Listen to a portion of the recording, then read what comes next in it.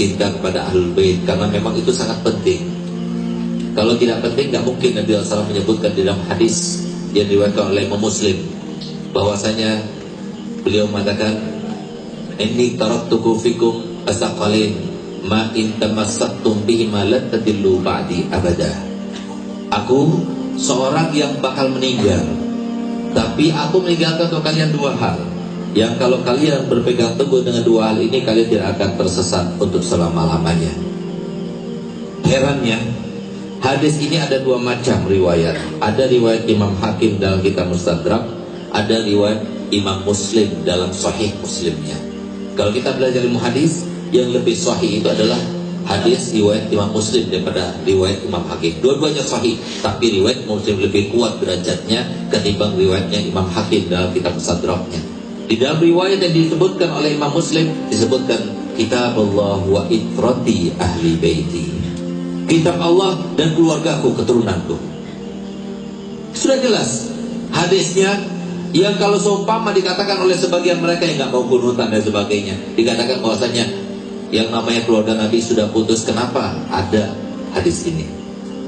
Kalau seumpama dikatakan bahwasanya Nabi SAW mengatakan keturunan Nabi sudah putus, kenapa Nabi SAW mengatakan kullu hasabin wa nasabin yanqati'u illa hasabi wa nasabi la yanqati'u ila yaumil qiyamah. Semua kemuliaan keluarga, semua nasab akan terputus, kecuali kemuliaan keluargaku dan juga keturunanku tidak akan putus sampai hari kiamat nanti. Alhamdulillah, Al-Habib Abdullah bin Muhsin Al-Atas, yang termasuk kutub yang ada di Indonesia, yang ada di Bogor, di Empang, itu beliau itu setiap masuk kota ditanyakan dahulu apakah di situ ada Habibnya. Kalau katakan ada Habibnya, mau dia tinggal di situ. Kalau tidak ada Habibnya, untuk nginap saja semalam dia tidak mau. Ketika ditanya kenapa demikian, karena adanya para Habib dimanapun berada mereka, itu merupakan sebuah juru kunci keamanan di tempat itu.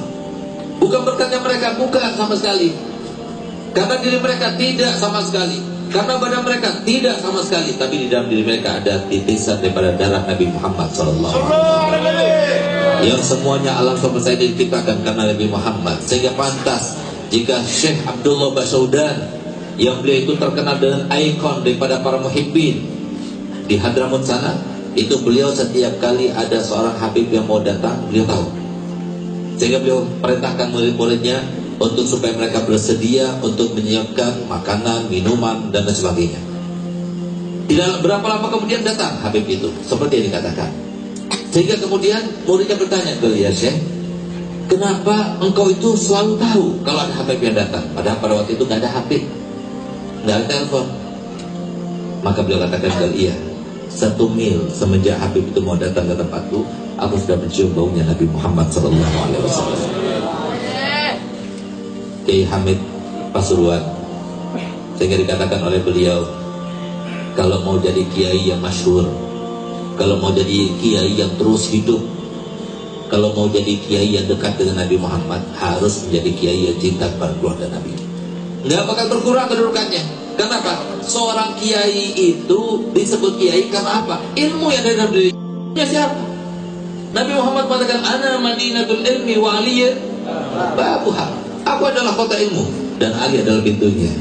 Kalau sudah tidak mengakui Ali sebagai pintunya, tidak mengakui bahwasanya itu berkat duriahnya Nabi SAW, maka jangan harap ilmu yang ada pada dirinya akan barokah. Sehingga beliau katakan, setiap kiai yang masyhur, setiap kiai yang tambah besar, setiap kiai yang manfaat, setiap kiai yang walaupun meninggal terus akan hidup, dia adalah kiai yang cinta kepada keluarga Nabi Muhammad SAW. Sehingga beliau itu diriwayatkan, ya Hamid yang sekarang kita lihat setiap malam itu nggak pernah luput 1 bis, 2 bis, apalagi malah Jumat berbis-bis itu datang untuk berziarah kepada beliau. Begitu pula ikon kiai yang cinta para Ahlul Bait seperti Kiai Hasan Genggong di Pondok Genggongnya, atau Kiai Khalil di Bangkalannya. Setiap kiai yang cinta para Ahlul Bait tambah besar. Tapi kalau kiai tidak cinta para Ahlul Bait, habis, apalagi sudah meninggal, redup. Kenapa? La in syakartum la azidannakum wa la in kafartum inna azabi lasyadid. Tapi alhamdulillah saya tersanjung melihat para ulama yang ada di Lombok ini yang menunjukkan akan kecintaannya kepada keluarga Nabi Muhammad SAW. Walaupun kami sendiri tidak pantas untuk disebut sebagai keturunan Nabi, karena kami sangat jauh daripada apa yang dilakoni oleh para kakek moyang kami, yang kami ingat selalu. Lihat bagaimana para keluarga Nabi SAW. Mereka sama sekali tidak menuntut untuk dihormati, dimuliakan, diberikan sesuatu, tidak. Siapa bilang?